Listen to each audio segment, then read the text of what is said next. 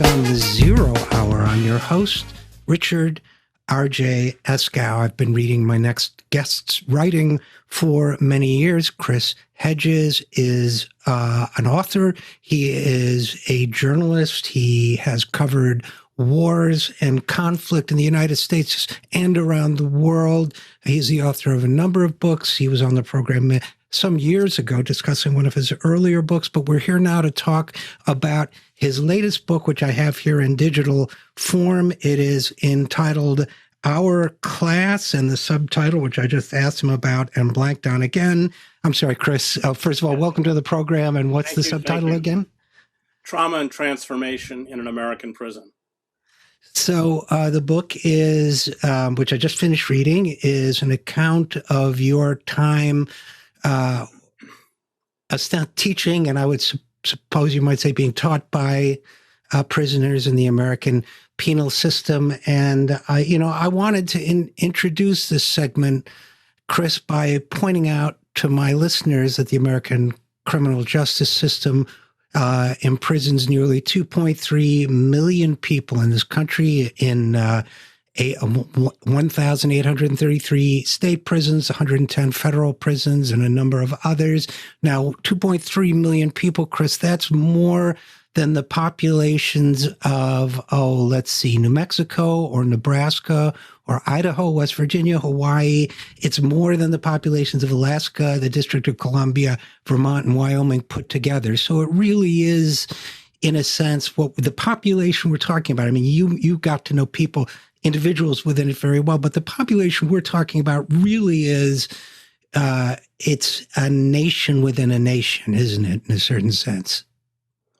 Yes, it creates its own peculiar subculture. Of course, most of the people in our prison system are poor, disproportionately given the size of the population of color. Sentences in the United States are 3 or 4 times longer than what they are in the rest of the industrialized world, including horrific drug sentences, 3-strike-you're outlaws. I mean, I have taught people in the prison who have life in prison, have never physically harmed another person. About 40% of the people in our prison system have never been charged with physically harming another person. Coupled with the fact that, of course, 94% of the people in the prison system never get a jury trial.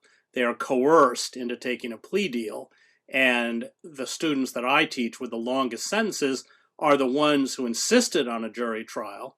And so none of the charges stacked against them are removed, although when police put those charges, they know that many of them are not real. They are used as bargaining chips. So they're charged. They oftentimes are the ones who, unfortunately, did not commit the crime and felt that their innocence would be validated by the court system, and in fact, of course, they become an example to everyone else as to why you don't want to plea out. So, 80,000 people in our prison system are in solitary confinement.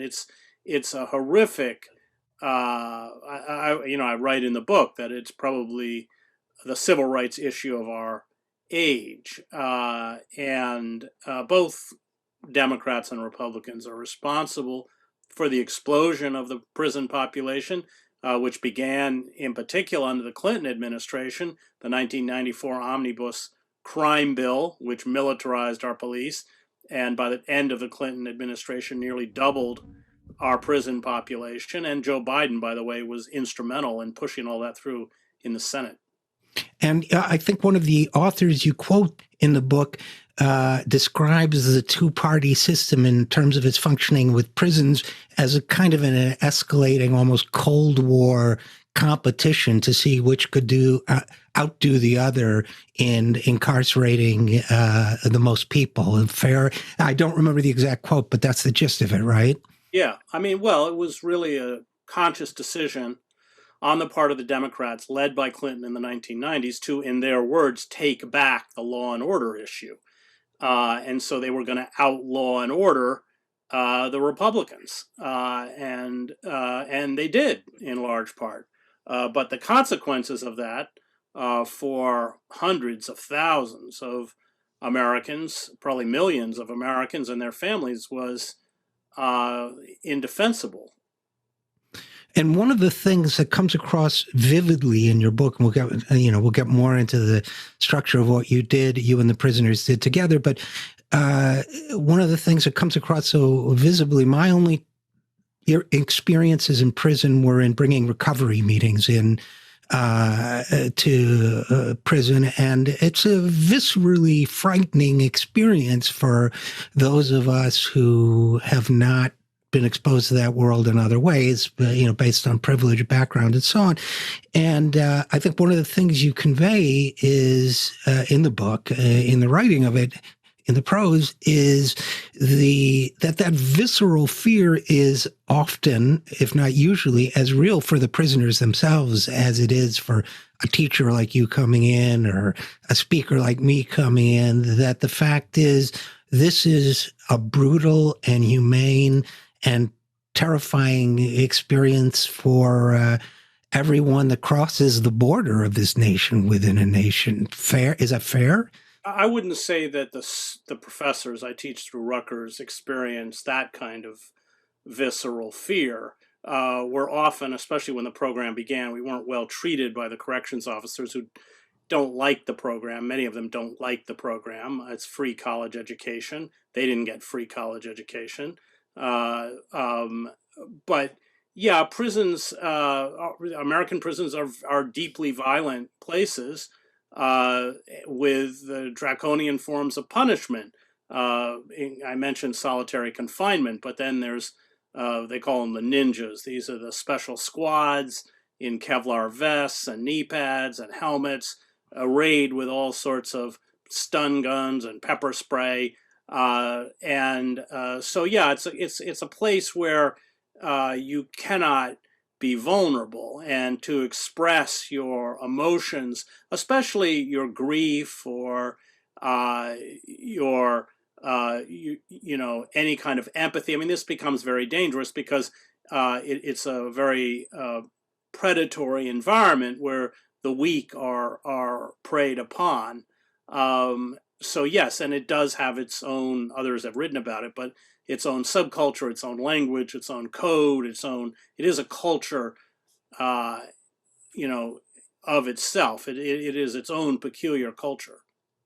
And one of the things that it seems to me, one of the facets of that culture is that the kinds of exercises you went through with the students, the books you read and discussed, the play you eventually produced or wrote and produced with them, that seems to me to be alien to that culture as we as a society have crafted it. Is that an accurate statement? Well, the thing about writing the play, which wasn't premeditated, it was a drama class. We were reading great playwrights like August Wilson, Amira Baraka, Miguel Panero, and others. And it was clear at the inception of the class that very few of the students had any familiarity with drama. They don't have money to drop $150 to see an August Wilson play on Broadway. And so just as a kind of experiment to get them familiar with dramatic dialogue, I suggested that they write scenes of dramatic dialogue because all information and emotions are conveyed through dialogue in drama. And what I didn't know is that one of the students, his nickname was Kabir, which in Arabic means big, and he was big, knew who I was and had heard me on the Pacifica station out of New York, WBAI. And so he had recruited the best writers in the prison. So when I brought home the 28 students, when I brought home that stack of first scenes, all handwritten with that kind of the paper retaining that kind of musty smell of the prison, there were probably a half dozen that were just stunning. Well, this happened after a couple weeks, and it was clear I had very talented writers in the room.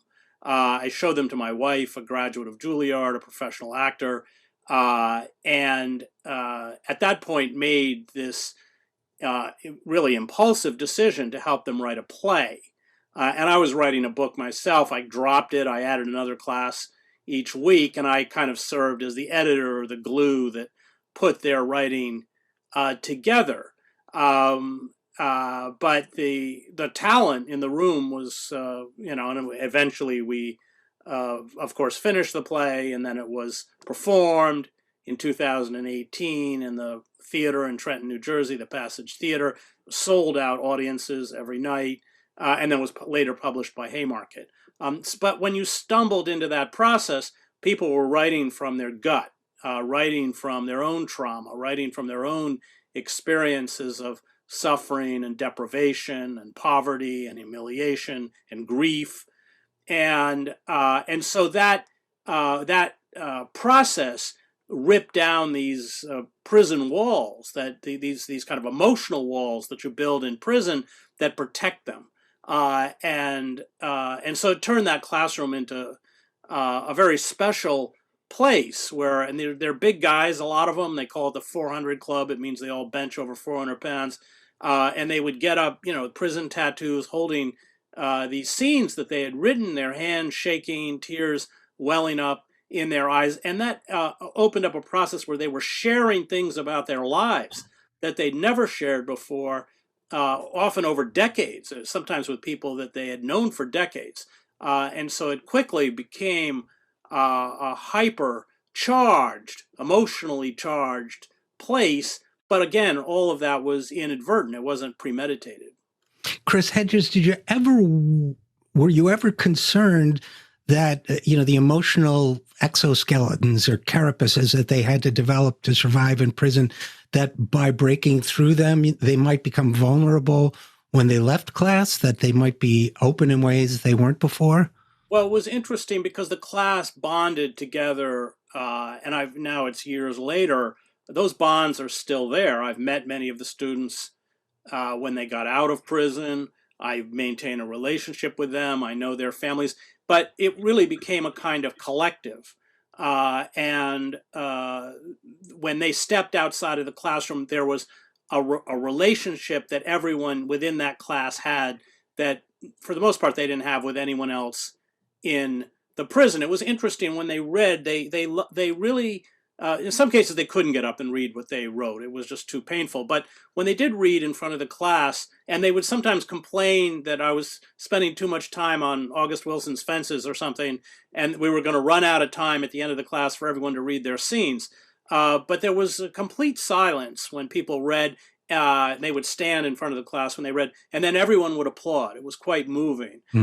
So yes, I think that was true if they had done that individually, but they didn't do that individually. They did that as part of this group, and so that group, there was a cohesiveness because of that within that group that existed outside that classroom door, and indeed exists to this day.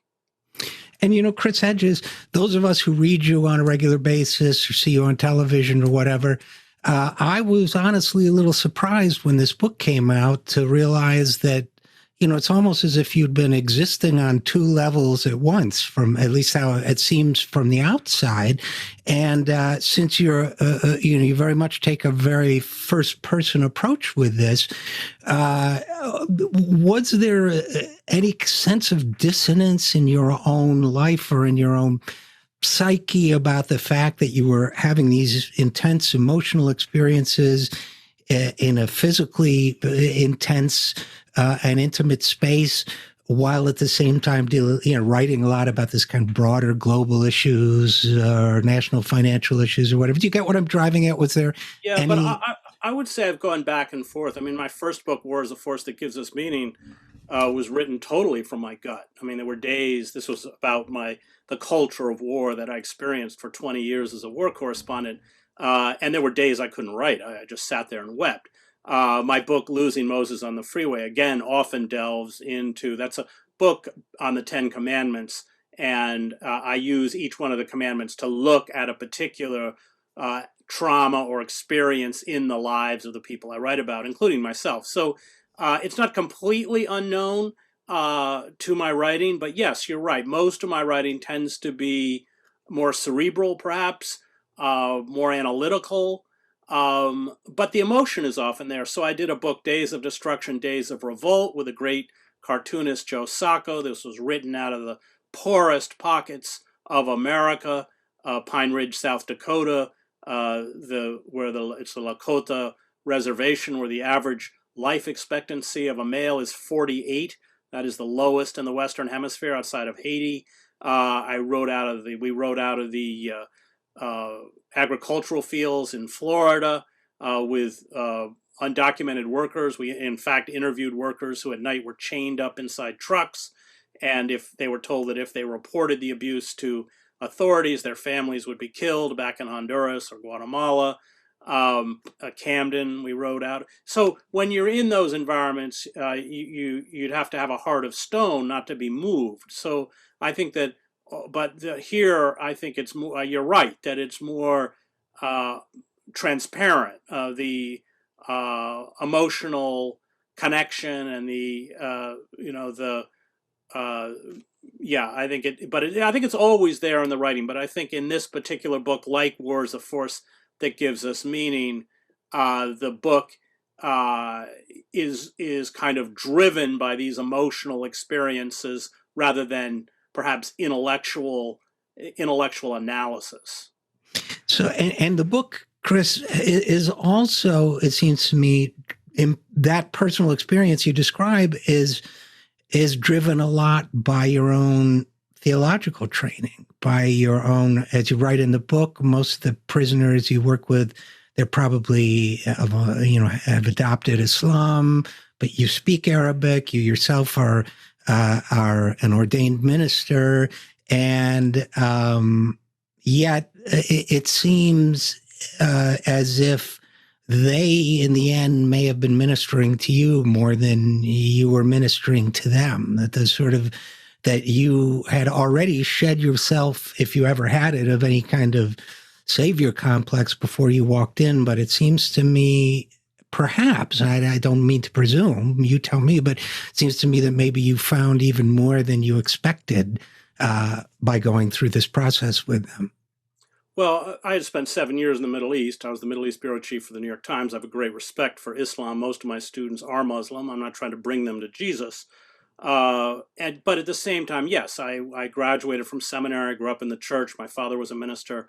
And all throughout my journalism and writing, I have put myself in among those who the great theologian James Cone would call the crucified of the earth. So Gaza, I was in Sarajevo during the war, Kosovo, 5 years in the war, and El Salvador, of course, 7 years in the Middle East, and Iraq, Yemen, everywhere else. So, and that was a conscious decision to stand with those who were suffering horrific violence and oppression, and using my writing the way George Orwell did or Baldwin did as a kind of weapon to amplify their voices and their reality. So there is a kind of continuity when I came back from overseas to going into the prison. These were the kinds of populations that I had always been familiar with. I think there were a couple things that struck me about being among these students. One is the intellectual caliber of the students. These are what Antonio Gramsci would call organic intellectuals. They turn their cells into libraries. They were incredibly dedicated scholars. And I don't use the word scholar lightly. I mean, several of my students went on to graduate summa cum laude from Rutgers. Now imagine, it's hard enough to graduate summa cum laude from Rutgers, but imagine doing that from a jail cell with the noise and the lack of resources. And plus they all have to work 40 hours a week, the constant humiliation of the guards. I mean, that's really remarkable. And I'm not romantic about suffering. I certainly covered enough war to know that suffering can destroy you. It has that capacity. But when you can survive it and surmount it, as these people have, it gives them a kind of depth and integrity that I've very rarely seen anywhere. So if I was surprised, it was at perhaps the caliber of the students that I had within that classroom and subsequent classrooms.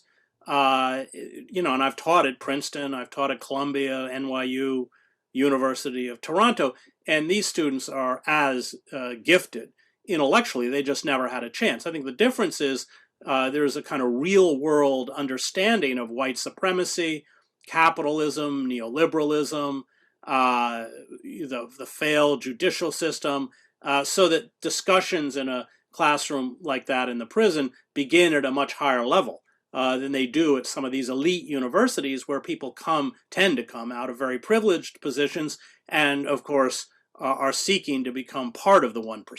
That doesn't occur, of course, in a prison classroom. Among other things, I assume they're there for the love of the learning as opposed to any career ambitions. And there's an honesty in that. Chris, I've been debating all day whether to bring this up with you, but I'm going to have to, I think, because your book, and again, the book is Our Class, Trauma and Transformation in an American Prison. It brought these feelings up, and I feel as if I have my own spiritual life, which I haven't discussed at all publicly. I probably will have to at some point, but your book touched on that in certain ways. But it seemed to kind of bring forth this bubbling pain that I've been feeling for a long time. I cover, I'm not comparing you and me, but I cover many of the same things you do. From a pretty similar perspective.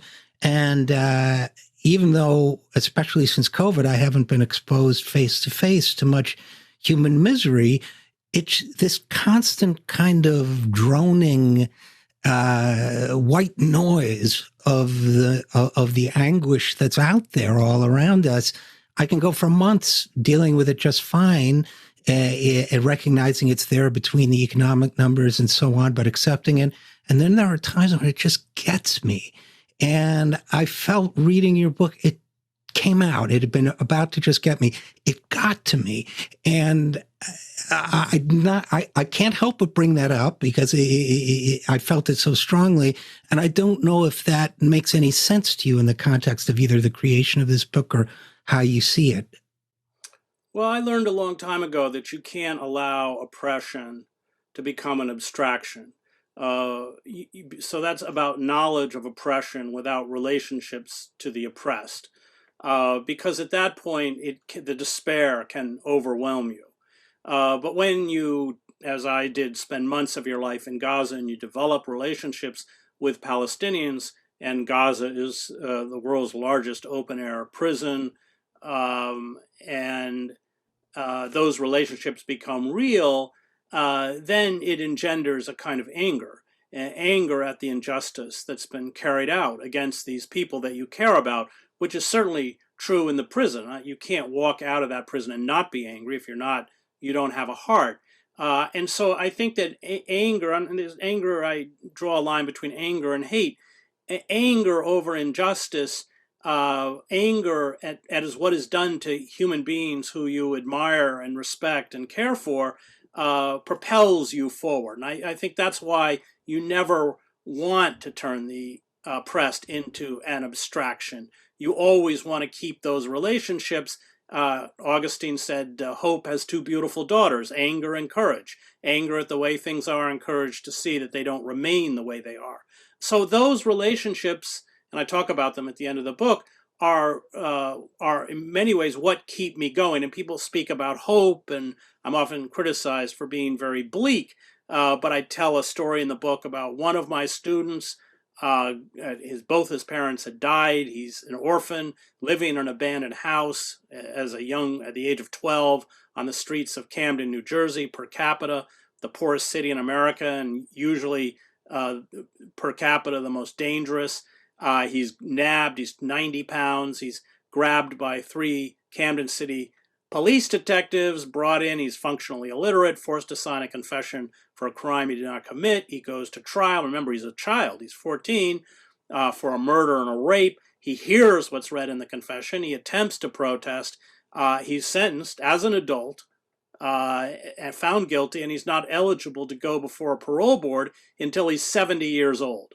And I taught a history class. We read Open Veins of Latin America, Bury My Heart at Wounded Knee, and C.L.R. James's great work, Black Jacobins, on the Haitian War of Independence. And he waited till the end of the class. He always is an A student, went on eventually to graduate summa cum laude from Rutgers. And he said, I know I'm going to die in this prison, but I work as hard as I do because one day I'm going to be a teacher like you. And he walks out. And for me, that's hope. It doesn't mean that the system, the systems of power will change, but I can live off of that for a really long time. Now, in the case of Lawrence, we managed to get a lawyer, a wonderful public attorney, Jennifer Saletti, spent 2 years getting him a resentencing hearing because he was sentenced as a child, and he's out now. And he did graduate summa cum laude from Rutgers, and now he's working as a community organizer for the Industrial Areas Foundation. So it is that human connection. I don't use the word transformation lightly in the title. That transformation, while also having a very kind of clear understanding of the forces arrayed against us and how difficult, if not impossible, it is in order to eradicate those forces. I think Alexander Solzhenitsyn writes about this quite poignantly in the Gulag Archipelago. Well, you excerpt quotes from the Gulag Archipelago in the book, as I recall. You also have a quote from James Baldwin in it, and I was thinking of that quote when you were telling that prisoner's story. The quote, "When you try to stand up and look the world in the face like you have a right to be here, you've attacked the entire power structure of the Western world." So these individual acts of self-assertion of the right to exist themselves reverberate. I mean, I think of the William Blake lines about that echoed that so well. I guess I also think about, since you have the other word in your title is trauma, Chris Hedges, trauma and transformation in an American prison. I think of the psychologist Judith Herman, who wrote in her book, Trauma and Recovery, that those of us who have been traumatized in one way or another can, the best way to heal that is by using that experience to help others. And, James Hillman, a psychologist, I think kind of drew on that to say healing is the process of reclaiming our own biographies. And to me, I guess where I'm going with that is that it seems to me that in this book, you are and the prisoners are a mirror for one another, and that the trauma is, clearly, overtly, in the literal sense, seems to be the prisoners, but that the trauma of the world itself, as you have processed it in your work, must be part of that too, and it must be two mirrors reflecting each other. Does that make any sense to you? Yeah, and I think that when you look at the play they wrote, it's really about radical love. It doesn't mean they or the people they care about as distinct individuals will survive. And that's, of course, the power of the play, because that's their reality. And yet to assert that radical love is to be human. It's what Carl Jung calls the wounded healer. And it's all about sacrifice, self-sacrifice. I'm not going to ruin the play because people should read it or see it if it gets produced again. But it is about that self-sacrifice, both inside and outside the prison. And what happened in the play that they wrote happened to someone in my classroom. It's completely autobiographical. So yes, I think that's right. That is when you have suffered trauma. That is, and Judy Herman's book is great. That is the mechanism by which you take that trauma and turn it around into a force, a positive energy force, and a force for good. Well, Chris Hedges, is there any chance we will be able to see this play anytime soon, either live or was there a recording? There is a recording, but because of equity rules, it costs a fortune to get it out. But there are theater companies, the Guthrie and others, that are looking at it. I mean, because of COVID, everything was on hiatus. So hopefully it'll be picked up, certainly within universities, I hope, because it is, and there are plays about prison, but there are very few plays written by prisoners themselves. And before I let you go, I will note that I was somewhat surprised, on a much more frivolous note, to learn that you boxed for a while, that you were a boxer. For 2.5 hours. 70% of my nasal passages are blocked because of it. Well, so you carry a kind of trophy. There you go. All right. Well, unfortunately, we're going to have to leave it there. But Chris Hedges, you know his work, and his new book, which I do encourage you to read, is entitled Our Class, Trauma and Transformation in an American Prison. So, Chris, thanks for writing it, and thanks so much for coming on the program. Thank you. And we'll be right back after this. I'm Richard RJ Eskow, and this is The Zero Hour.